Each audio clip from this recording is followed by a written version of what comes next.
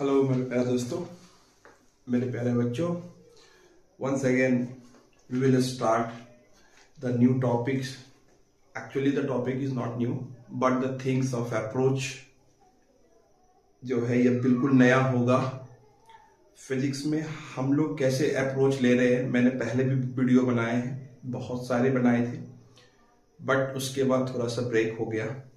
For that I am very sorry, but once again we'll start the new journey again. Now we'll start the numerical, how to take the numerical approach, है ना। तो कैसे हम लोग numerical का approach करते हैं, इसमें हम लोग क्या क्या पढ़ते हैं, किस तरह से काम करेंगे, तो बिल्कुल chapter by chapter, topic by topic हम लोग देखेंगे। तो चलिए ठीक है, बिना टाइम को वेस्ट किए हुए फिर से हम लोग स्टार्ट लेते हैं। तो जो आज का टॉपिक रहेगा, हम लोग स्टार्ट कर रहे हैं रेस्ट एंड मोशन चैप्टर है। जो हम लोग स्टार्ट करेंगे वो चैप्टर बनेगा हमारा क्या, रेस्ट एंड मोशन। क्या बनेगा ये चैप्टर, रेस्ट एंड मोशन, है ना। ये रेस्ट एंड मोशन चैप्टर बनेगा। हम लोग बहुत ज्यादा डिटेल थ्योरी नहीं करेंगे, जो हमारा एस्पेक्ट्स होगा, बिकॉज एग्जामिनेशन में भी बहुत ज्यादा काम देता है। कैसे, बहुत ज्यादा थ्योरी जाने पर थोड़ा सा क्या है, माइंड डेविएट हो जाएगा। तो हम लोग क्या करेंगे, by question, then through the question हम लोग क्या करेंगे, एनालाइज करेंगे चीजों को कि किस तरह से हमको शॉर्ट आउट करना है, कैसे हम लिटरेचर में लिखे हुए क्वेश्चंस को कैसे अंडरस्टैंड करेंगे। तो यहाँ वन बाय वन करके क्वेश्चंस भी मैं लिखूंगा, बिल्कुल ओल्ड एंड बेसिक कंसेप्ट्स के थ्रू, जो ओल्ड आइडियोलॉजी है, एक सिंपल सा टीचिंग स्टाइल, तो उसके अकॉर्डिंग हम लोग काम करेंगे, जिससे कि समझने में थोड़ी सी आसानी हो जाएगी। तो क्या है, देखिए ये रेस्ट एंड मोशन है, हम लोग सभी जानते हैं, we all have known about that what, कि इसमें दो सेक्शन आ जाता है। एक आ जाता है मोशन इन वन डायमेंशन और दूसरा सेक्शन आ जाता है मोशन इन टू डायमेंशन। यानी अभी तक जो हम लोग पढ़ रहे थे वो कैसे पढ़ते थे कि थ्योरी से क्वेश्चंस को सॉल्व करते थे। अब हम लोग क्वेश्चंस पहले करेंगे, उसके अकॉर्डिंग हम लोग थ्योरी को एनालाइज करेंगे कि यहाँ पे ये कंसेप्ट यूज हुआ है तो क्यों यूज हुआ है, तो तुरंत उसका, तो आई होप सो कि आप लोगों को थोड़ा सा मदद न्यूमेरिकल को समझने में, आई थिंक सो कि ये ज्यादा अप्रोच सही लगेगा। तो मैं वही कुछ कोशिश कर रहा हूं, अगर कोई गलती भी हो जाए तो माफ कर देना। कैसे काम करते हैं, स्टार्ट कर रहे हैं। तो जैसे मान लिया हमारा जो पहला टॉपिक ही है, वो पहला टॉपिक आ जाता है रेस्ट एंड मोशन के लिए बहुत बेसिक टॉपिक है। ये टॉपिक है डिस्टेंस एंड डिस्प्लेसमेंट का। ये टॉपिक हमारा जो आएगा वो आएगा डिस्टेंस एंड डिस्प्लेसमेंट का। मैंने रेस्ट एंड मोशन चैप्टर से स्टार्ट किया है, क्योंकि इसमें वेक्टर का रूल्स भी कुछ एप्लीकेशन आना स्टार्ट हो जाएगा। तो वेक्टर्स ऑलरेडी एक वीडियो बना दी गई है, आप उसको चैनल पर देख लेंगे, फिर से इसको कॉन्सेप्ट में रिकॉल भी करेंगे हम लोग। तो क्या कहा जा रहा है कि जो डिस्टेंस एंड डिस्प्लेसमेंट है, तो ये बहुत बेसिक सी बात है, बहुत क्लियर है कि डिस्टेंस और डिस्प्लेसमेंट है तो ये भी मीटर होगा, इसकी एसआई यूनिट, और इसकी भी जो एसआई यूनिट है वो भी क्या होगा, मीटर ही होगा। यानी इन दोनों में जो एसआई यूनिट मिला हुआ है वो भी क्या हो रहा है, बहुत बेसिक है, मीटर और मीटर। अब हम लोग क्वेश्चन के माध्यम से समझेंगे कैसे हम लोग अप्रोच लेते हैं, how to solve the distance and displacement problem on the basis of lecture, on the basis of your theoretical analysis, है ना, कि क्वेश्चंस तो theoretical फॉर्म में आता है और उस फॉर्म को हम लोग कैसे एनालाइज करते हैं प्यारे बच्चों। सो वी विल स्टार्ट, ठीक है। तो फर्स्ट क्वेश्चंस मैं ले रहा हूं, जो पहला क्वेश्चन होगा हमारा, कुछ इस टाइप से ये क्वेश्चन आया हुआ है। जो फर्स्ट क्वेश्चन है हमारा, वो क्या कह रहा है कि a man has to go, और आप सभी भी पेन कॉपी पेन, बिल्कुल जो ऑफलाइन क्लास की तरह हम लोग वर्कआउट करते हैं उस टाइप से पेन कॉपी के सामने रख के अप्रोच लेने की कोशिश करेंगे।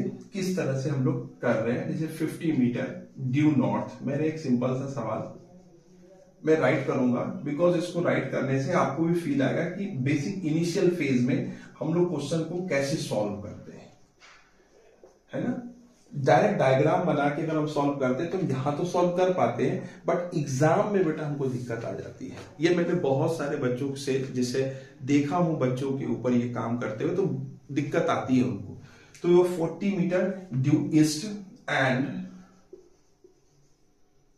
20 metre due south to reach a field, to reach a field.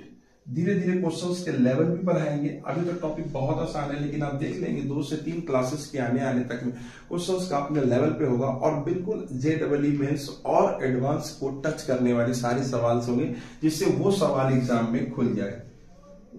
But approach बहुत बहुत बेसिक रखेंगे। What distance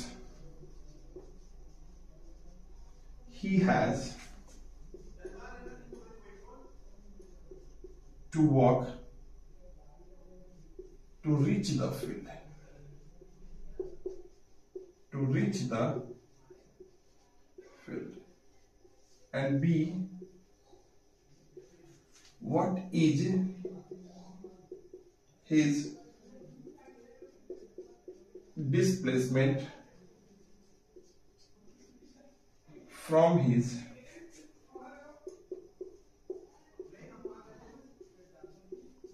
house to the field।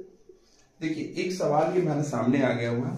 इस क्वेश्चन को अब हम लोग बिल्कुल इनिशियल फेज में भी स्टार्ट कर रहे हैं। जिन बच्चों के लिए बेसिक से दिक्कत आती है कि थ्योरी तो सर पढ़ लेते हैं, क्वेश्चन सर नहीं बनते, तो बातों से अच्छा है कि उसको चीजों को हम कैसे एनालाइज करेंगे। तो आपने ये सवाल सामने हम आपको बिल्कुल एज इट इज लिख कर दिखा रहे हैं, बिल्कुल जो ट्रेडिशनल और क्लासिकल मेथड के अप्रोच से हम लोग काम कर रहे हैं।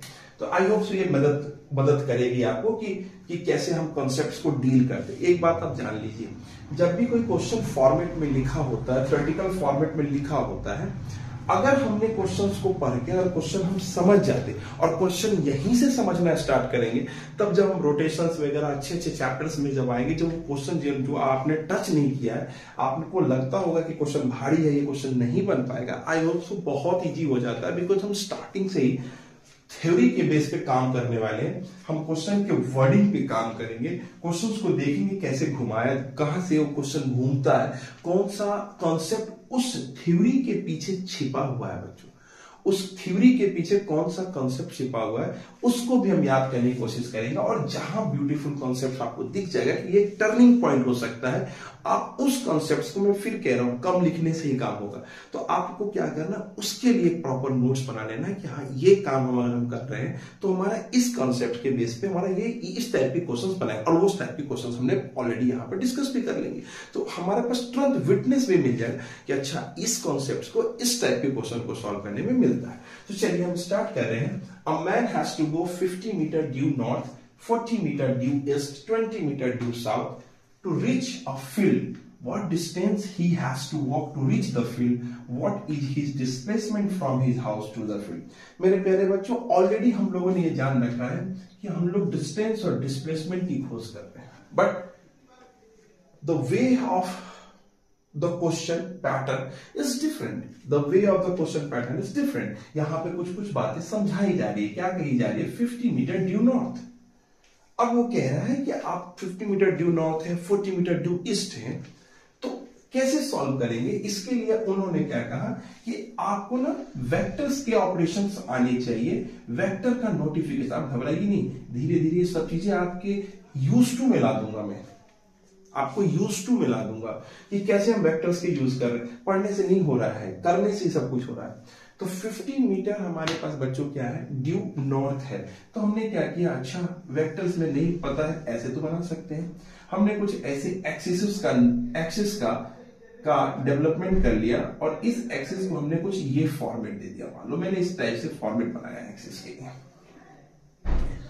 हम लोगों को बताया गया है कि ये फॉर्मेट आप बताओ तो कैसे करते हैं। इधर हम ईस्ट रखते थे, शायद इसके अपोजिट में हम वेस्ट रखते थे, इधर हम नॉर्थ, इधर हम साउथ। मैंने मान के चला है कि आप एक काम करो, आप इसको अपवर्ड ले लो और आप इसको डाउनवर्ड में रख सकते हो, है ना। बहुत तरीके से बताया जाता है, कहीं अपवर्ड इसको भी लिया जाता है, कहीं डाउनवर्ड इसको भी लिया जा रहा है, कहीं नॉर्थ इधर भी है ना। तो नॉर्थ इधर भी हो सकता है, साउथ इधर भी हो सकता है, ठीक है, जंक्शन है, इसमें कोई दिक्कत आई होप सो मेरे अकॉर्डिंग तो नहीं है। तो अब क्या है, इसमें क्या करना पड़ता है, जैसे मान लिया हमारे पास एक वेक्टर का नोटिफिकेशन है ना, तो हमने मान लिया है कि नॉर्थ वाले को हम जे मान लेते हैं, तो साउथ वाला हमारा माइनस जे आएगा। अगर आपको वेक्टर नहीं आ रहा है, बाई चांस आपको नहीं आ रहा, तो एक तो आप जाके उस वीडियो पे भी देख सकते हैं कि हाँ ठीक है आएगी, लेकिन बहुत सारी बातें देखने से भी नहीं होगी, यहाँ पे आप देख लेंगे तो मेरे हिसाब से वो रिकॉल भी हो जाएगा आपको कि अच्छा ये सब हुआ था। तो नॉर्थ में हम जे बोलते हैं, साउथ में भी हम माइनस जे अपोजिट कर लेते हैं।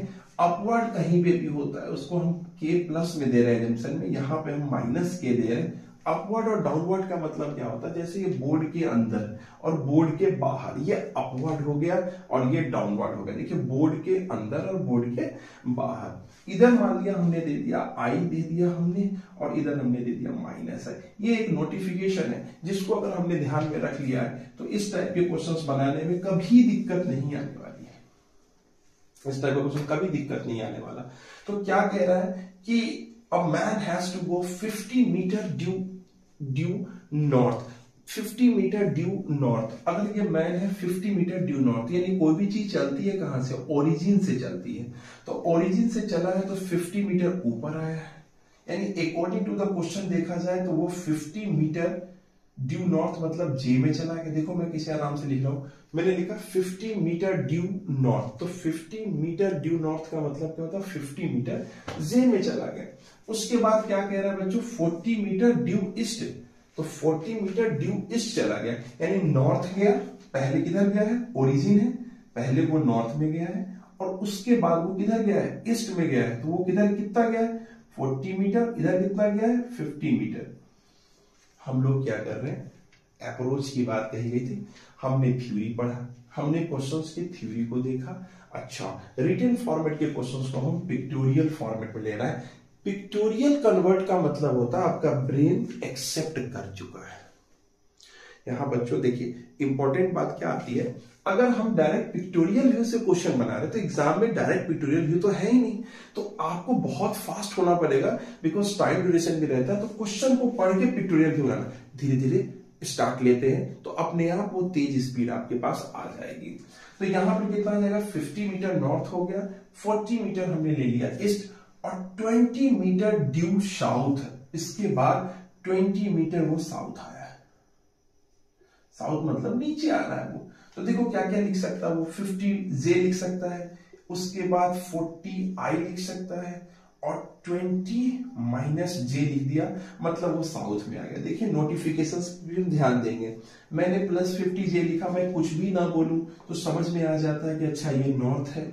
अगर मैं माइनस 20 जे लिख रहा हूं, ऑटोमेटिक समझ में आ जाना चाहिए कि ये साउथ है, क्योंकि जे और माइनस जे का नोटिफिकेशन किसके लिए है, नॉर्थ और साउथ के लिए है। आई और माइनस आई का नोटिफिकेशन किसके लिए है, ईस्ट और वेस्ट के लिए है ना, ईस्ट और वेस्ट के लिए है। और के और माइनस के का क्या है, अपवर्ड और डाउनवर्ड के लिए है, अप एंड डाउन के लिए है ना। ये नोटिफिकेशंस हमने समझ रखी है। अब यहाँ पे देखो गौर करके क्या मिल रहा है, हम लोग को मिल रहा है 50 जूल, 40 जूल और -20। किसी भी बच्चे को समझ में आ जानी चाहिए चीजें। अब क्या कह रहा है हमको, क्या पूछ रहा है वो कि डिस्टेंस कितना है, पहले तो ये बताइए। तो डिस्टेंस में तो सभी मैग्नीट्यूड को जोड़ देते हैं, है ना, डिस्टेंस कभी भी निगेटिव होता ही नहीं है, ये बातें हमको समझ में आई हुई। तो डिस्टेंस को डी से डिनोट कर देते हैं, मैग्नीट्यूड को मैग्नीट्यूड इसको बोलते हैं, तो 50 प्लस 40 और ये भी प्लस ही होगा, माइनस है तो कोई दिक्कत नहीं, डिस्टेंस तो नेगेटिव होता ही नहीं है। तो देखो ये बातें फिर से समझ में, जो जिनके बेस भी कमजोर है उनके लिए भी ये समझ में आएगा, अच्छा निगेटिव नहीं होने का मतलब है कि निगेटिव नहीं भी है तो भी उसको हम है भी तो भी उसको हम पॉजिटिव लेंगे। तो कितना लिखोगे, 50, 40 और 90, 20, 110 मीटर, दिस इज डिस्टेंस। क्या बोला गया, डिस्टेंस। देखिए सवाल को ना हमेशा वेक्टर अप्रोच पे रखिए आप, आपके लिए वेक्टर को मैं टूल्स बनाऊंगा, ये एक फिजिक्स नहीं बनेगी, ये आपको फिजिक्स को सॉल्व करने की एक टूल्स दूंगा जो आपके लिए यूज टू होना चाहिए। आपको अल्फाबेटिकल ऑर्डर में जैसे सजाते हैं इंग्लिश को, वैसे समझ में आना चाहिए कि अच्छा ये बातें होती है। तो ये पहला आंसर तो सबको मिला, देखो आंसर निकालने में तो यूं ही एक ही लाइन का आंसर था, बट कॉन्सेप्ट्स को धीरे धीरे बिल्ड करने में थोड़ा समय लगता है, उसके बाद आप बहुत आराम से क्वेश्चन सॉल्व करेंगे।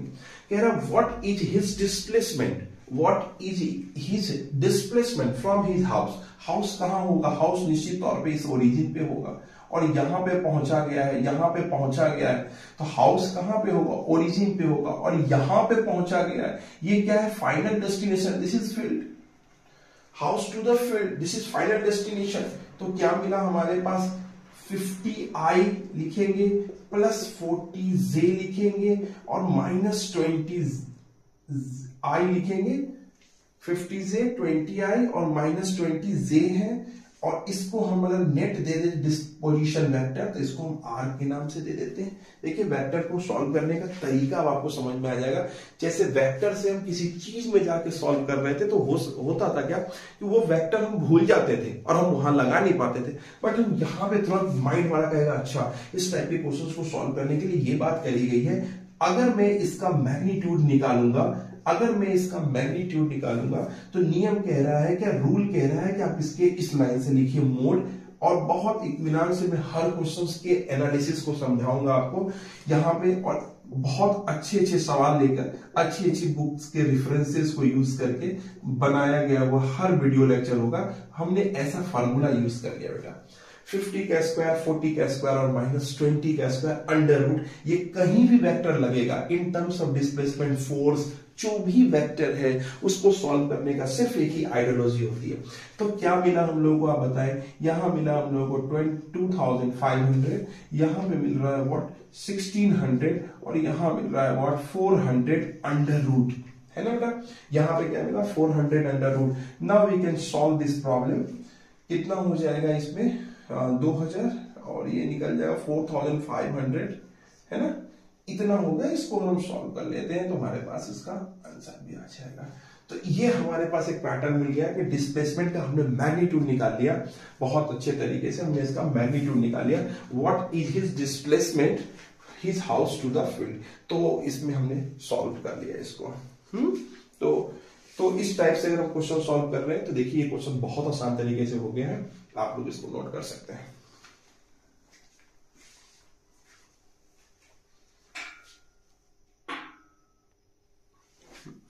वन सेकेंड, यहां पर क्या हो रहा है, ये 50i है और माइनस 20j है। सपोज यहाँ पे 50i है, यहाँ पे कितना है, यहाँ पे 50j है, यहाँ पे 50j है और ये माइनस 20j है ना।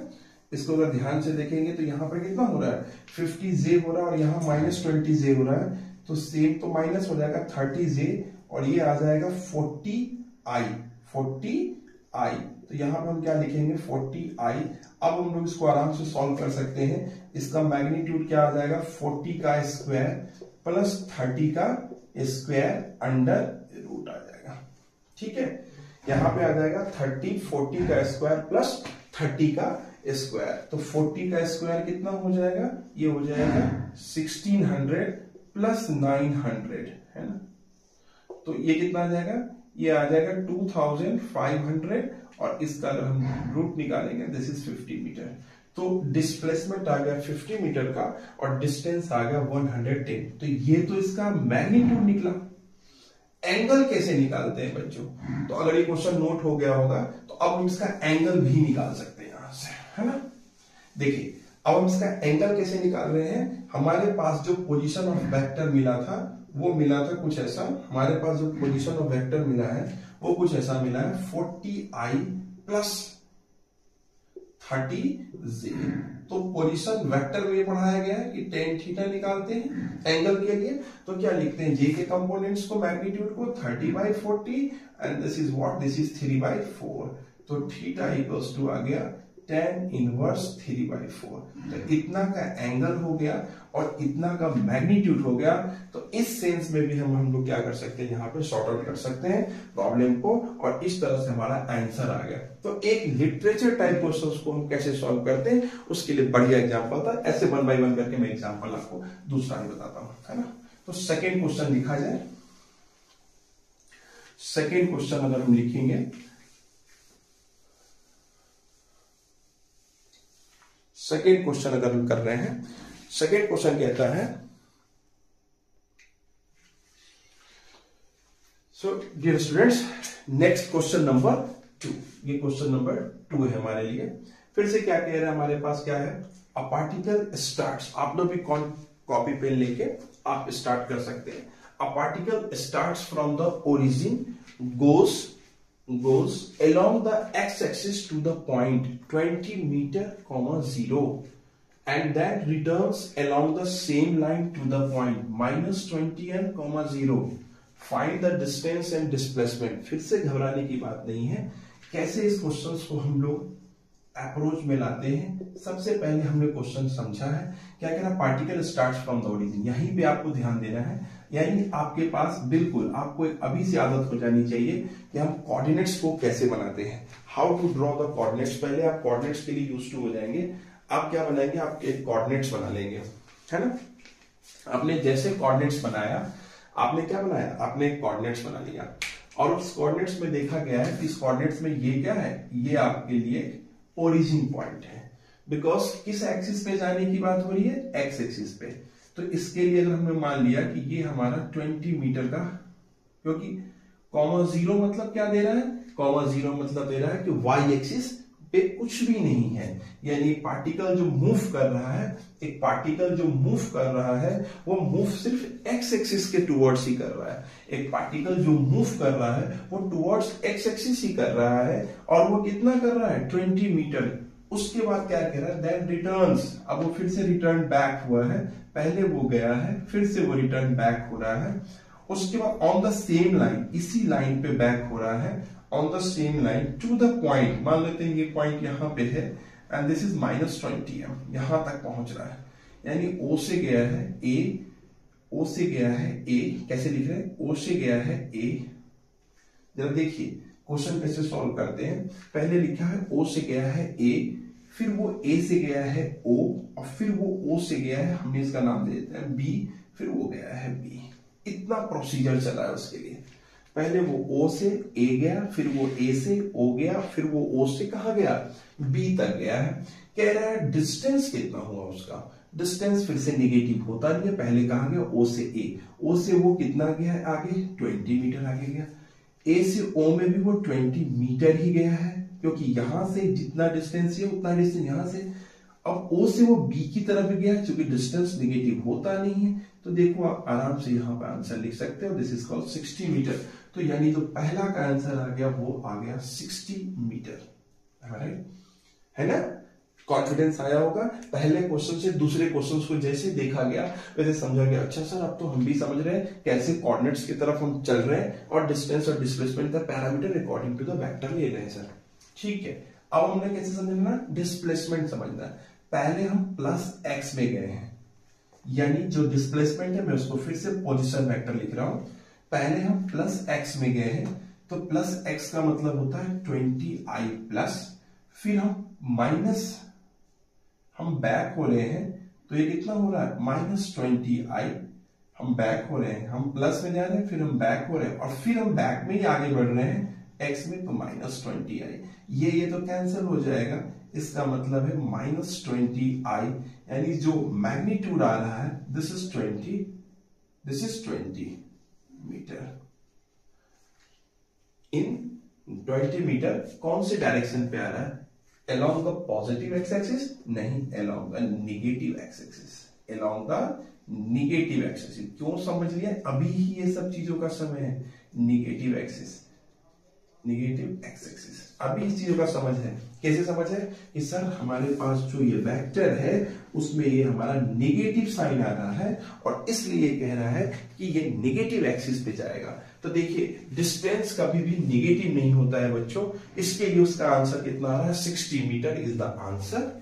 बट डिस्प्लेसमेंट में 0 में पॉजिटिव में, तो ये मैं थ्योरी भी बोलता जा रहा हूं साथ ही साथ में कि कहां पे आपको ये समझना है, लेकिन उस क्वेश्चंस के थ्रू आउट एक विटनेस मिल जा रहा है, और क्वेश्चंस के थ्रू आउट हमको ये समझ में आ जा रहा है कि ठीक है ये पॉजिटिव कब होगा, ये नेगेटिव कब होगा, ये 0 कब होगा, कौन, डिस्प्लेसमेंट। तो ये दो क्वेश्चंस के माध्यम से आई होप सो पहले क्वेश्चन से आप कुछ ज्यादा कंफर्टेबिलिटी हमारे पास क्वेश्चन नंबर 2 पे आया है। Now we will jump on question number 3। So ये इसको नोट कर लीजिए।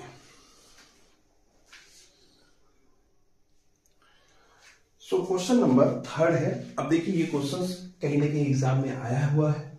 कैसे सॉल्व करेंगे इस क्वेश्चन को हम लोग? कह रहा है an aeroplane flies from P, चूंकि दो क्वेश्चंस कुछ इस टाइप से कर रखे हैं जिसमें वेक्टर का अप्रोच हमको कंफर्टेबल बना रहा है। हम यहाँ वेक्टर भी सीख रहे हैं, हम यहाँ थ्योरी को पकड़ में भी ला रहे हैं, और हम यहाँ क्वेश्चंस के आंसर को भी समझने की कोशिश कर रहे हैं कि किस तरह से क्वेश्चंस को हम समझते हैं। यानी एक बार बच्चे ये अगर आप वीडियो पे टाइम दे रहे हैं तो टाइम आपका बर्बाद नहीं जाएगा, आपका ब्रेन का पूरा एक्सरसाइज कराएगा। बस आप भी कॉपी पेन लेकर बैठिए और ट्राई कीजिए कि अच्छा ये 2 सवाल हमने बना रखे हैं, क्या ये तीसरा क्वेश्चन मतलब आपके लिए बहुत इंजॉय, मैं तो बहुत इंजॉय कर रहा हूं, तो आपके लिए भी बहुत इंजॉयफुल हो जाएगा कि एन एरोप्लेन, और ऐसा हो जाएगा कि कम समय में कम मेहनत देकर ज्यादा से ज्यादा आउटपुट आएगा। और मैं एक अच्छा स्टैंडर्ड क्वेश्चंस लेके आऊंगा। अभी आप डिस्टेंस एंड डिस्प्लेसमेंट के क्वेश्चंस को देखेंगे तो बिल्कुल डिस्टेंस एंड डिस्प्लेसमेंट में जितने टाइप के क्वेश्चंस मोस्ट प्रोबेबली बन सकते हैं मैं उसको कवर करने की कोशिश करूंगा। मुझे ज्यादा से ज्यादा अच्छे सवाल लेकर आना है जो कि जेईई मेंस और एडवांस को ट्रेंड करती है, जो अच्छे पैटर्न के क्वेश्चंस हैं उनको ट्रेंड करेगी आपको। An aeroplane flies from P, इतना दे रखा है, क्यू इतना दे रखा है, एक्स वाई कोऑर्डिनेट्स। अब दिमाग में बहुत तरीके से मैंने 2 बार 3 बार नाम भी लिया है, पोजीशन वेक्टर। पोजीशन वेक्टर का मतलब है वेक्टर्स कहां से कहां जा रहा है, पोजीशन लोकेशन उसका हो रहा है, किस पॉइंट से पॉइंट तक जा रहा है बेटा, पी से जा रहा है वो, और क्यू कुछ भी उड़ रहा हो, प्लेन इसमें दे रखा है, ठीक है ना, कोई पार्टिकल भी मूव कर सकता है। यहां कह रहा है प्लेन फ्लाइज फ्रॉम, मतलब प्लेन फ्लाइज फ्रॉम दे रहा है, प्लेन फ्लाइज दे रहा है कहां से कहां तक, पी से क्यू तक। तो पी के सारे कोऑर्डिनेट्स को वेक्टर के फॉर्म में लिखेंगे बिकॉज 3 कोऑर्डिनेट्स हैं, तो 3 वेक्टर्स के फॉर्मेशंस में बात जाएगी। तो कैसे, क्योंकि हम लोग कंफर्टेबल हो चुके हैं कि sir we can write in terms of 4mi minus 5j, ठीक है, माइनस प्लस 8k, और Q का लोकेशन क्या दे रखा है, Q का लोकेशन दे रखा है 7i minus 2j minus 3k। This is location of Q। आप देख रहे हैं साथ ही साथ वेक्टर्स भी रिवाइज हो रहा है कि अच्छा 3 कोऑर्डिनेट्स में दे रखा है सर, इसका मतलब है 4i minus 5j plus 8k। आपने इसको एक पोजीशन बनाया, उसके बाद Q 7i minus 2j minus 3k। Vectors के रूल में कहता है इनिशियल पॉइंट P है, फाइनल पॉइंट F है। जब भी कभी आपको पोजीशन वेक्टर निकालना है तो फाइनल माइनस इनिशियल कर लीजिए आप। फाइनल माइनस क्या करेंगे, इनिशियल। बहुत आसानी से सवाल बन गया है। 7i में से माइनस 2j माइनस 3k, यहां माइनस कर लिया आपने, माइनस कर लिया, minus 4i minus 5j plus 8k।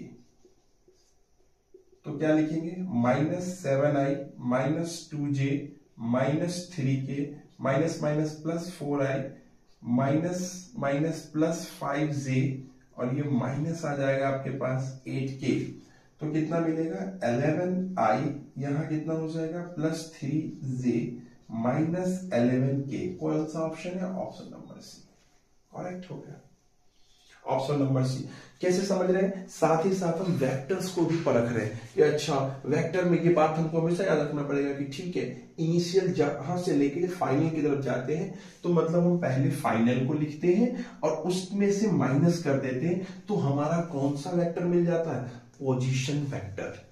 बहुत जगह आपने देखा भी है कि पोजीशन वेक्टर कैसे निकालते हैं। एक पोजीशन को, इसको लोकेट करना हो, बड़ा आसान था लोकेशन। जैसे मान लो हमने यहाँ P पॉइंट लोकेट कर दिया ओरिजिन से, और इसी P पॉइंट से हमने किसको लोकेट कर दिया, Q को लोकेट कर दिया, और वेक्टर क्या बना हमारा, P से लेकर Q तक। तो ये PQ की वैल्यूज कितनी है, वो इतनी वैल्यू है। अगर मान ले मुझे इसका मैग्नीट्यूड पूछ दे तो इसका square plus square square plus square square हम लोग कर लेंगे। तो ये हमारा इस टाइप के क्वेश्चंस के पैटर्न पूछे गए थे। ये डिस्टेंस एंड डिस्प्लेसमेंट का काम हो गया, ठीक है। चलिए नेक्स्ट क्वेश्चन कर लेते हैं इसके ऊपर, इसको नोट कर लीजिए।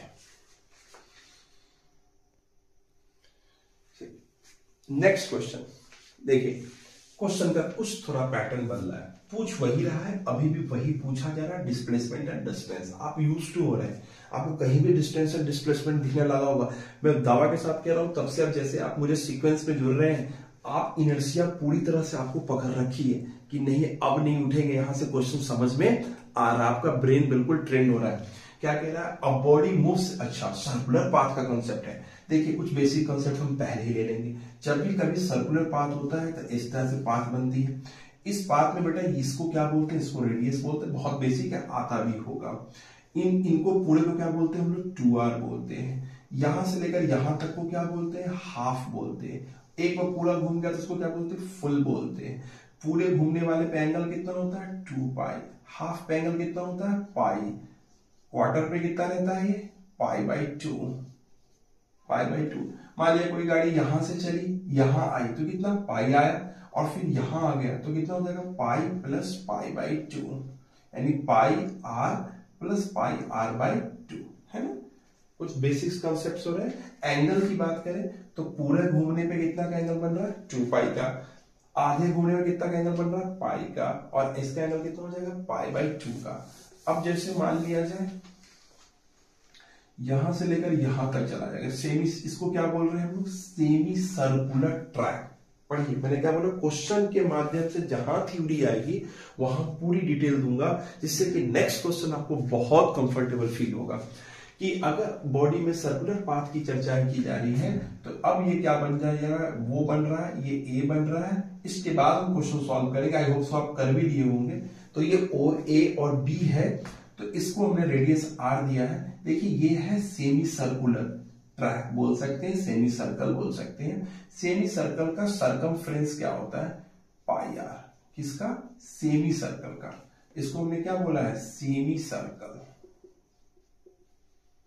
इसको हम क्या बोल रहे हैं, सेमी सर्कल। तो सेमी सर्कल का जो ट्रैक लेंथ है वो पाई आर होता है, और इसी को हम लोग डिस्टेंस बोलते हैं। क्यों, क्योंकि डिस्टेंस का जो फार्मूला है, जो डिस्टेंस का जो थ्योरी होता है वो क्या होता है, टोटल लेंथ या total path covered by the particle.